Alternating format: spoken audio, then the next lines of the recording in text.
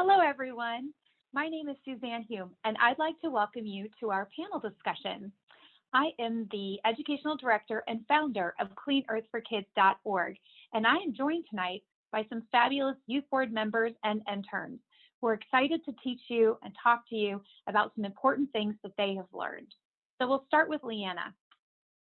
Yes, thank you, Suzanne. Hi, everyone, and welcome to our panel discussion tonight. My name is Leanna, and I'm with Team One, which is about renewable energy, sustainability, and climate action. So at Clean for Kids, we have 6 teams, and social, racial, climate, and environmental justice are a part of all of what we do. If you are a student watching this, you can earn community service by taking notes, creating infographics, art, music, video clips, poetry, and all of the sorts about what you learned. More information is on our website at cleanforkids.org. If you go to our contest page at our website, you'll see a variety of contests like art, music, writing, poetry, dance, STEM projects, and so much more. We also have many K-12 contests and challenges for everyone to take part in.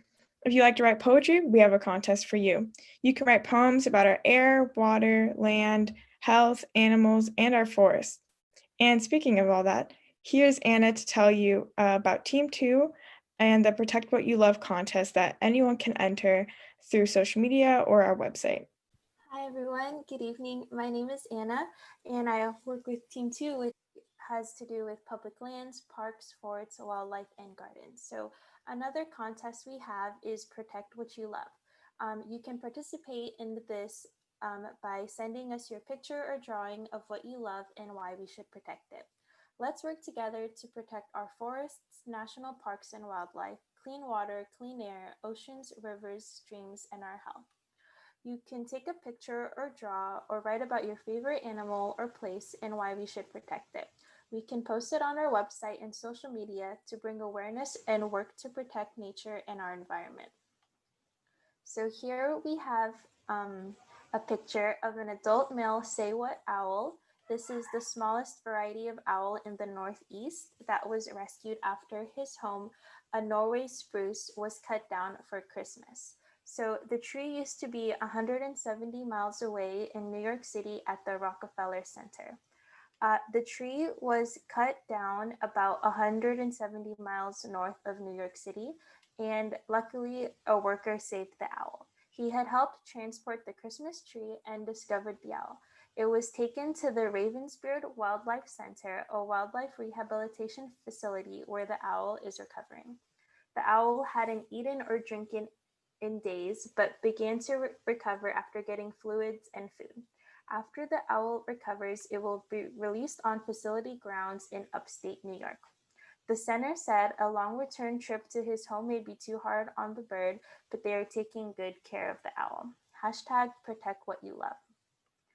We value people protecting what they love. And also, I work with Team 3 and I also work with statistics to help ignite a call to action. So another contest that we have is the These Are the Hands contest, which is open to everyone of all ages. We hope you will join us in making a drawing and decorating a hand to recognize, honor, and lift up people working for change and making life better for others. So everyone is encouraged to participate and honor someone making a positive difference in your school, community, city, state, or in our world. You can draw and decorate a picture of a hand and add symbols, words, and pictures to honor their work. So Judith, an artist from our youth board here at cleanearthforkids.org, has drawn hands for those working for clean air because hashtag kids breathe here. Clean air and clean, safe water should be available to all of us. But unfortunately, hazardous pollution is dumped in low-income communities and communities of color. Environmental justice is so important, and Judith has drawn these beautiful hands to thank those who are working hard towards this goal. So first up, we have a hand drawn for California Attorney General Xavier Becerra, who is suing the Trump administration to protect our air and water from pollution caused by the Trump administration rollbacks. And as a member of Congress, California Attorney General Becerra has opposed legislation that would have turned a blind eye to things such as greenhouse gas emissions. He has also worked to clean the Los Angeles River and preserve green space in Los Angeles neighborhoods, and he also supports clean energy initiatives. So thank you to California Attorney General Becerra. Judith has also drawn a hand for Dr. Mustafa Santiago Ali, who worked in the EPA for 24 years. He served as the Assistant Associate Administrator for Environmental Justice and the Senior Advisor for Environmental Justice and Community Revitalization. He was a founding member of the EPA's Office of Environmental Justice and was the Environmental Justice Lead for the BP Deepwater Horizon oil spill in 2010. He is on the board of the Union of Concerned Scientists, the National Wildlife Federation, and is a pioneer in the field of environmental justice. We thank Dr. Ali for all of his hard work and leadership, and he inspires us. Next, we have a hand drawn for Congressmember Al Marzouchi. Al Marzouchi is an assembly member representing California's 66th Assembly District, whose priorities include the environment, education, public safety, veterans, and jobs. He is a champion for the environment, also writing AB 1775 to oppose the Trump administration's proposal to renew offshore oil drilling off California's coast. He also wrote AB 754. These are just a few of the many actions he has taken to work towards a healthier and safe environment. Also, according to this graph, as we can see, levels of air pollution were going down until Trump took office. And so here we can see MATS, which stands for Mercury and Air Toxic Standards. The MATS regulation saved lives by reducing toxic pollution, but unfortunately, Trump repealed it this year. This is dangerous because mercury is a neurotoxin, and exposure to infants while they're in the womb can have impact to their cognitive thinking, memory, attention, language, fine motor skills, and also their visual spatial skills. MATS is incredibly important, has saved over 11,000 lives a year by reducing pollution. Further, toxic pollution significantly increased under the Trump administration. Trump put Andrew Wheeler, a coal lobbyist, in charge of the Environmental Protection Agency. Trump's EPA cut standards for coal plants to reduce mercury pollution and reduce the requirements for plants to treat the water they use to remove toxic contaminants before dumping it into rivers and lakes. The Trump administration weakens the pollution rules for coal power plants to try and bring back the U.S. coal industry. But because solar and wind are cheaper than fossil fuels, coal is steadily declining in the U.S. Thank you, and I would next like to introduce Courtney. Hi, everybody. I am Courtney, and I'm with Team 3, Clean Air. We aim to protect the air. I'm so grateful to the people working to reduce air pollution as well of all sorts. I work to protect my daughter and all the other children from air pollution. So with that being said, everyone is impacted by air pollution, no matter what age, but children are at higher risk compared to adults. Even before a child is born, they are affected by air pollution. A large study in California discovered that higher particle pollution levels increase the risk of preterm birth. Another study in Boston revealed that even low levels of particle pollution had higher risk for preterm birth as well. Children face special risk from air pollution because their lungs are growing and because they are also so active and breathe in a great deal of air. Our body's defenses that help adults fight off infections are underdeveloped in children. Children also have more respiratory infections than adults, which also seems to increase their susceptibility to air pollution as well. Air pollution has many effects amongst children. One of them is the lung growth. Children who grew up in more polluted areas face the increased risk of having reduced lung growth, which may never recover to their full capacity. The average drop in lung function is similar to the impact of growing up in a home with parents who both smoke. So far, I have spoken on how air pollution affects our health, specifically the health of children. Now I'd like to take a little time to go into a more positive direction. I like to focus on what can be done to reduce the risk to children. For starters, reducing air pollution would greatly improve the health of children. Some are probably wondering, how do we do that? A few ways one could help clean up the air is to remember to turn off lights, computers, and electronic appliances when they are not in use. Use energy efficient light bulbs and appliances. Limit driving by carpooling, public transportation, or even biking. Avoid excessive idling, and much more. By doing these things and taking the proper steps to clean our air, it would reduce some of the most common outdoor air pollutants. Most importantly, improve the health and lung function of children. The Trump administration rejected government scientists' recommendations to strengthen air pollution standards for PM 2.5. PM 2.5 are tiny particles smaller than a strand of hair. A majority of these tiny particles come from burning fossil fuels. PM 2.5 pollution is linked to increased hospitalizations, emergency department visits, and people passing away. Studies show long-term exposure is tied to chronic bronchitis, reduced lung function, and increased death rates from lung cancer and heart disease. Communities of color and low-income populations face disproportionate exposure to PM 2.5. Now, I would like to introduce John to tell us more. Hi, everyone. I'm John Williams. So one big problem in our nation is that many companies, polluting companies such as ExxonMobil, stuff like that, are not held accountable for a lot of the costs that their pollutions make. So for example, there are costs to human life, such as we just talked about, pollution, poisoning, asthma, stuff like that. But there are also actually economic costs too. And this is where this concept of social costs comes in. So basically, social costs are like a monetary measurement of how much pollution costs. So for example, think about a polluting company dumping pollution into a river where people drink. And think about all the cost of the doctor appointments those patients would have to pay, and the pills that they would need to take, and the medicines because of that pollution. This is where the formula comes in, called the social cost of carbon. This formula is a measure of the economic harm from carbon impacts, expressed as the dollar value of the total damages from emitting 1 ton of carbon dioxide into the atmosphere. The current central estimate of the social cost of carbon is over $50 per ton in today's dollar. So that includes all the environmental effects, also, those doctor's appointments that I was talking about, and a bunch of other things. If you want to do your part in reinvestment, you should research possible clean energy companies. And by making these calculations, the government can improve the health of our Earth through economic incentives. For example, in this diagram right here, you can see that by decreasing carbon emissions, these companies don't need to pay that $50 per ton in carbon tax, basically, which can save them a lot of money and incentivizes them to go green. So Trump is actually trying to change the math on the way that pollution is calculated.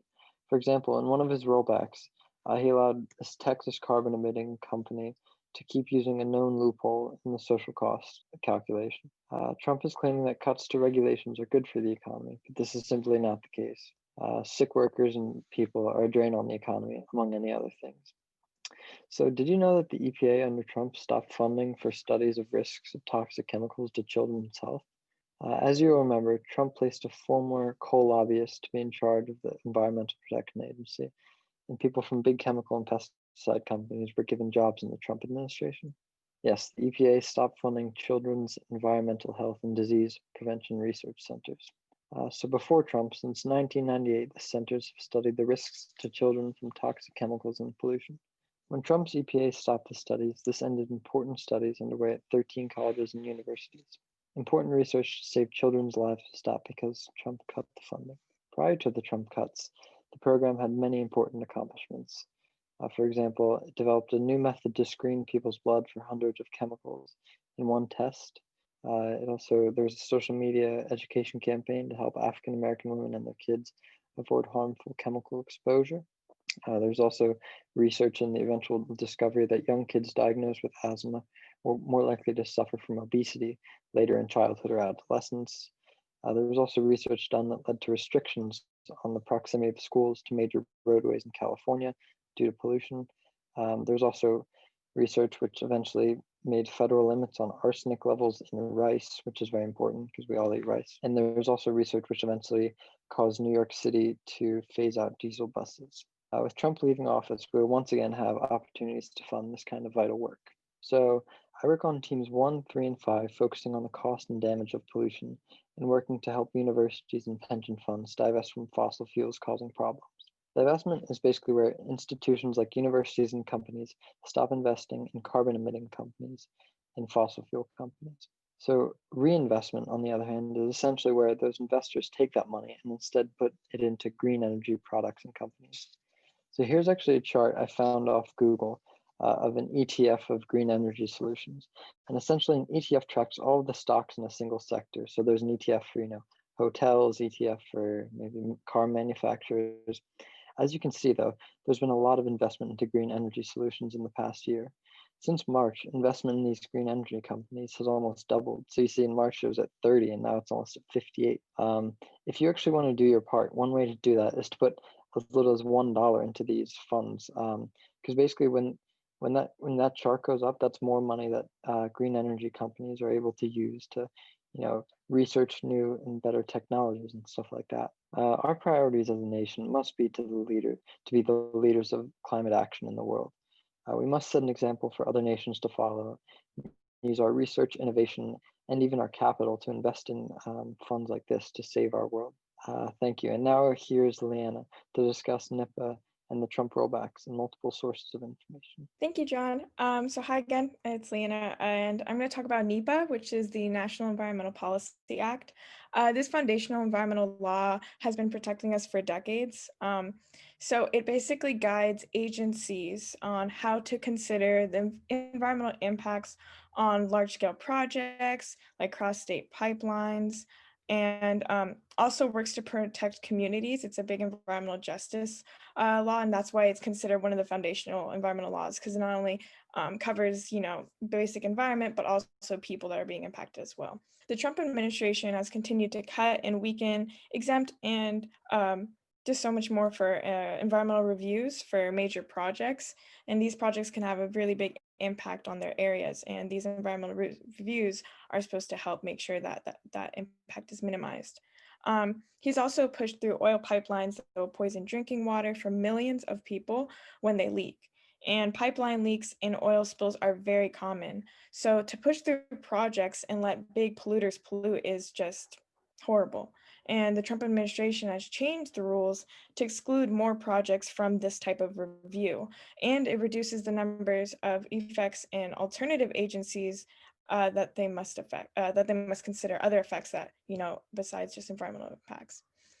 Last week, we actually heard from Yusuf Miller and Jamie Washington about the importance of NEPA in terms of social and environmental justice. So NEPA is being under attack, and hopefully a lot of the cuts and things made to NEPA can be reversed under the new administration. Trump's 104 rollbacks, we've been discussing in our panel discussion before, have been written about by the New York Times and other well-respected sources. So I'll just go through those really quick in case you're interested in looking at those resources. So the first being the New York Times article that we found that kind of shows you what rollbacks are completed and so what are in progress and just the total rollbacks that are in progress. And then that also links it to two different trackers. The Harvard tracker, which we've had the pleasure of speaking to Caitlin McCoy, who works on that, and the Columbia Deregulation Tracker. Both of these trackers do an excellent job at showing you what the rollback is, what agencies it's under, the summary of it, and the action being taken. And there's also the Brookings Institute tracker. That's another new tracker that we've also learned about, that also kind of gives a category, a little bit of the agency, the status, and just a little bit of information about that as well. Then we have the Washington Post, the Guardian, and other sources that have brought this to the public's attention about basically what's happening, because a lot of people aren't necessarily aware of this. And then we have EWG, which talks about how Biden's administration will make children actually healthier because the reversal of these rollbacks and so much more because of the environmental protections that he will restore underneath his administration. So this is just a few different respected sources that we have for you guys, a little bit of information as well. So now we're just going to give a few examples of some Trump rollbacks that will hopefully be reversed, that will contribute to the health of not only our planet, but people and children as well. So one of the rollbacks that the Trump administration had is it weakened climate standards for new cars and light trucks. This is really common. We talked about this before about rollbacks number 1 and 2. These are rollbacks that harmed fuel efficiency standards, tailpipe standards. So these emissions from cars, trucks, transportation in general, these aren't being limited as they used to, and they're not being they're not being monitored as they used to. So that was a really big problem. We also see, and this is a problem because emissions contribute to the greenhouse gas effect, climate change, and related impacts. We also see how the Trump administration reversed climate rules in general, things such as like the Clean Power Plan and the Clean Air Act and so many more that have actually, that were really signature climate rules from previous administrations. They were designed to reduce electricity sector emissions, and they wanted to slash carbon pollution by like 32% by a certain timestamp. However, since 2016, these type of related rules and plans have been slashed, they've been reversed, and hopefully under the new administration, those can be brought back. And then another important thing that we must discuss is how the Trump administration also reversed rules for methane pollution from oil and gas operations. So methane is a very, very potent greenhouse gas. It's the second most emitted gas that we have. And underneath Trump's EPA and his Interior Department, they have they've weakened rules that did limit methane emissions from oil and gas operations. And since then, the EPA has rolled back methane rules for new operations around the country, which we want the opposite. And the Interior Department has weakened them specifically for companies working on public lands. This is really important to think about when we think about where is this happening, who's being impacted, and so forth. We also see how the Trump administration has also stopped the requirements that limit super pollutant refrigerant. These are hydrofluorocarbons. It's kind of a big word, but HFCs, things that make sure that refrigerators work and air conditioning works and insulation works. And these are very, very toxic and deplete our ozone layer. And our ozone layer is really, really important. That's what's protecting us from, sun rays and so much more. So we need that. And this has been acknowledged by people all around the world that HFCs and so much more are really, really dangerous. And the Trump administration has refused to phase out this toxic refrigerant. So this rollback increased emissions by the equivalent of 2.9 million tons each year. So we are really, really looking forward to having this reversed. And with that, I hope we didn't scare you too much. We have a lot of hope to look forward, especially in this new administration in terms of environmental policy. So with that, I'll let Darren tell you about Chlorpyrifos, which is a neurotoxic pesticide that was brought back by the Trump administration after a $1 million donation by Dow Chemical. Thank you. My name is Darren, and I work with teams 3 and 5, focusing on air pollution and pesticides. So one toxic chemical that I want to discuss was Chlorpyrifos, and it's a chemical neurotoxic pesticide used to kill insects through affecting their nervous system. And so this substance is used on agriculture, things such as corn, fruits, and also grass. And it can spread and affect people from small residues left on food or wind currents that can carry its particles through the air, and also water contamination. So these can also have effects on people. At low levels, for example, they can cause nausea, dizziness, and confusion. So Trump brought back Chlorpyrifos, a neurotoxic pesticide that was supposed to be banned for outdoor use. For the past 20 years, this pesticide, Chlorpyrifos, has already been banned for use in homes because of the scientific evidence showing its harm to children's brains and development. Before the Trump administration, the EPA was also ready to ban this neurotoxic pesticide for outdoor use. Currently, it is sprayed on almonds, soybeans, and grapes, and used on golf courses and lawns. But the Trump administration blocked banning Chlorpyrifos. Now the EPA says that the science does not support a ban. Tragically, The EPA disregarded a number of epidemiological studies showing a link between prenatal chlorpyrifos exposure and cognitive disorders in toddlers. Research shows that chlorpyrifos is linked to a range of health problems, including brain developmental problems in children. There are bills to stop chlorpyrifos. The Biden administration has said that they will reverse Trump's rollbacks. Until Biden takes office, these rollbacks or cuts protection continue. Although chlorpyrifos will be banned in the Biden administration, we still have work to do. The US does not use the precautionary principle that is used in Europe and other countries that states that we must prove that it is safe before we use it. That is not the case in the US. And now here is Jonah to talk about water rollbacks during Trump administration and what damage we will need to reverse under Biden administration. Yeah, so the rollbacks, as with so many things, the rollbacks in the Trump administration have also affected America's water supply. And most notably, it's significantly decreased the regulation on the amount of pollution that can be pushed into the water supply.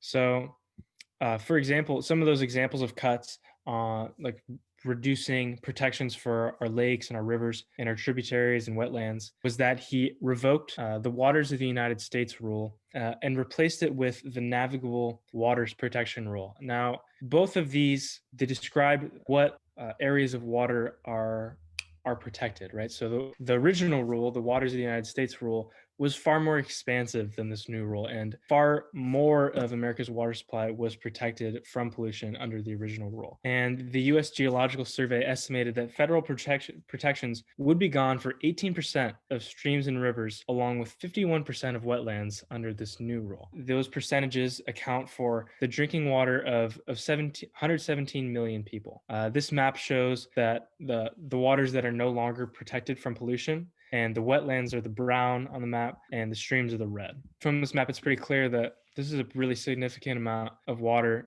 is now really vulnerable to pollution because of this change in the amount of restrictions that are on these water areas. Further, another rollback that Trump has done is inviting oil and gas companies to select the sites where they want to drill in the Arctic National Wildlife Refuge. A while back, he authorized them to leasing to start drilling here, but now he's inviting them to choose which areas of land they want. Luckily, we have reason for hope that they won't get around to it. And President-elect Biden says that he will reverse these Trump rollbacks, including this drilling in the Arctic. But Trump is trying to finalize that drilling before he's out of office. The Arctic National Wildlife Refuge, we've talked about it in the past on these discussions, but it's an area with tremendous biological diversity and also cultural significance to Native peoples in the area. It's the last large untouched wilderness in the United States, and it's found on, as you can see on this map, in the northeast extremity of Alaska. It's 19 million acres of tundra, streams, and mountains. It's home to creatures ranging from polar bears to hundreds of bird species, migratory caribou, and all these animals are vital to the Native people in the area for their survival. The Trump administration is repealing decades of protections and is now allowing this oil and gas drilling in the coastal region of the refuge. And that's obviously something that we need to stop. So part of that, the legislation that's being in place in hopes of preventing this drilling, the Polar Bear Cub Survival Act, which is co-sponsored by our local congressman, Mike Levin, it bans oil and gas activities within 1 mile of polar bear habitat on the coastal plain of the Arctic National Wildlife Refuge. All exploration, development, production, transportation, and other infrastructure activities are banned. This is an act that hasn't been put in place, but you can ask your congress member to co-sponsor this act with our Congressman Mike Levin with that link, and it's on our website. It's through the World Wildlife Fund, which is also a great organization. Another action you can take to prevent oil drilling in the Arctic National Wildlife Refuge is to sign a petition, and this will help stop them from selling these new leases to drill in the refuge. And with that, thanks for listening. Here is Anna to talk about gray wolves. Hi again, this is Anna. So now I'll be talking about the gray wolves and how the Trump administration finalized a rule that throws out Endangered Species Act protections for gray wolves from coast to coast. So gray wolves have only just begun to return to their former homes where their ancestors were massively eliminated in the last century. So gray wolves have established footholds in less than 15% of their former range and occupy less than 1/3 of the suitable habitat that remains today. More than 100 scientists spoke out opposing the removal of the Endangered Species Act protections. And the U.S. Fish and Wildlife Service's own scientific peer review commission found that the plan is not based in science and reaches unsupported conclusions. Trump's actions will threaten existing packs and jeopardize the steady return of the species and the ecological and economic benefits wolves bring to lands that have been without them for decades. The Trump administration is ending protection for wolves, but there is hope in a new administration to keep gray wolves from being hunted and trapped before they have truly recovered. We will pressure the new heads of the US FWS and Department of Interior to stop this rule. Organizations we support are advocating to get the strong wolf protections in place and asking governors and state commissioners to follow science and safeguard wolves in their state. This administration has unfortunately damaged wolf recovery. And now I will talk about an action you can take to stop Line 3 pipeline. So please tell Minnesota Attorney General to stop the Line 3 pipeline. The Line 3 pipeline would carry over 760,000 barrels every day with tar sands, which is the dirtiest of oils. It would also endanger more than 200 waterways, including the Mississippi River. So if you can, this action you can take would be much appreciated. And now I'll take it over to Leanna. Thank you, Anna. So another action, speaking of actions we can take, another thing you can do is urge your city to declare a climate emergency. So we have to work together to declare climate emergencies all over. 200 plus cities in the United States alone have already done so, and we're really grateful for that, but we want to keep the momentum going, especially now, because based off on our conversations tonight, now is the time to declare a climate emergency more than ever before. So we have like a little thing we were going to say about an example of what you could say if you wanted to urge your city to declare a climate emergency. And we're going to start with John. We've known about greenhouse gases for centuries. We were told about the threat to our lifestyle decades ago. We've watched our carbon concentrations increase relentlessly, and considering the magnitude of threat, we've done not nearly enough. Now we are battling the disasters that we predicted long ago. These conditions are not temporary. They may last for millennia. The science is unequivocal. We'll soon push the climate past the point where we can recover. We have no undo button. There's no time left for complacency. We have a climate emergency. So of course we can't fix this problem alone, but we can step up to the plate and do our part. And we can address environmental, generational, and social justice issues while making the world a better and healthier place for all. We can inspire other people to do the same. Together, we can do this. Let's start now. Please approve this climate emergency declaration. Okay, so that was an example of a climate emergency declaration that you could utilize for your city if your city hasn't already done so. So speaking of some other actions that can be taken or have already been taken, we're going to talk about building electrification and basically saying no to gas. So yesterday, Encinitas City Council voted to update their climate action plan, or a CAP. That would be groundbreaking for climate policy in the San Diego region, and we need your help pushing it to the finish line. So the burning of methane gas, mainly to power buildings, is the third largest source of emissions in our cities. By phasing out climate harming methane gas and moving toward all electric homes and buildings, Encinitas and more cities can continue to lead our region on climate. So the public stood up yesterday for climate action and submitted public comments to support all electric homes in Encinitas. And the benefits of electrifying and not using gases are less indoor air pollution, which is a really big thing that is not discussed very often. Job creation, so a lot of jobs can be created through this implementation.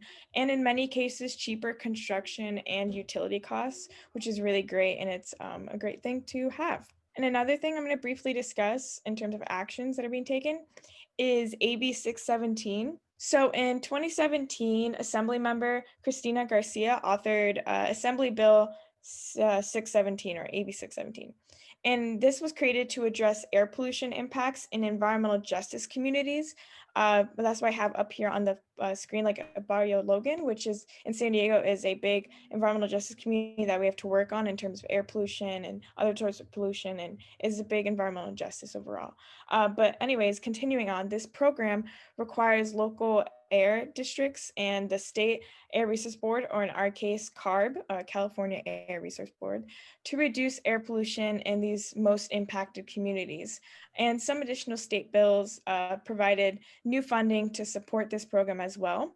And this funding also helps to reduce air pollution by changing out older trucks and other equipment for newer, cleaner technologies. In response to this bill, CARB established a Community Air Protection Program, or AAPP, or CAP, but not the Climate Action CAP. This program's focus is to reduce exposure in communities most impacted by air pollution. So communities around the state are all working together to develop and implement these new strategies to measure air pollution and reduce health impacts overall. So it's a really great initiative that is being worked on. And now I will pass it on to Courtney. Thank you, Leanna. Comparing Scott Pruitt charges and then Andrew Wheeler, there is an opportunity to have a Native American woman in charge of the Interior. President-elect Joe Biden to appoint Rep. Deb Haaland to become his Secretary of the Interior and the first Native cabinet member in the U.S. history.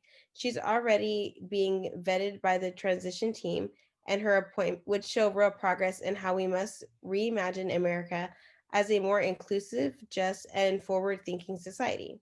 As a 35th generation New Mexican enrolled member of the Pueblo of Luguana, and one of the first two Native women elected to the U.S. House Representative, where she chaired a subcommittee with oversight of the Interior Department, Rep. Haaland is uniquely qualified to hit the ground running from day one. We have met with her, and we know she cares about our communities and lands the same way as we do. Thank you, Courtney. So next, I'll be talking about a petition that was brought to us by Sydney Fisher. So thank you to Sydney. Earlier, we heard about Al Tucci, the California Assembly member from the 66th District of California that is working on passing bills that reduces toxic chemicals. So California Assemblymember Almar Suchi sponsored AB 345, which tried to get oil and gas wells and refineries to be set back or 2,500 feet away from people's homes and schools. Unfortunately, though, this bill did not pass in California, but it was adopted in Ventura, California. And so we have work to do. We need AB 345 to pass everywhere. So the petition, Stand with Kern Coalition, is supported by the Center on Race, Poverty and the Environment, and many more organizations. So did you know that Kern County is home to about 80% of California's oil and gas production? This is a racial, social, climate, and environmental justice issue. As researchers show, and we have shared, people in low-income communities and communities of color are more likely to live and work near oil extraction facilities. This causes pollution-related health problems at disproportionately high levels. It is unacceptable to massively expand the number of oil and gas wells. People must be allowed to breathe clean air and drink clean water, so this must be stopped. Community members must be able to comment on additional wells drilled near their homes and schools for the next 20 years. We need to halt fossil fuel development, protect the health and safety of communities, and invest in clean renewable energy infrastructure, retain workers in solar and wind, and much more. So now here is Darren to tell you about an action you can take to help stop toxic pesticides from coming on the market. Thank you, Anna.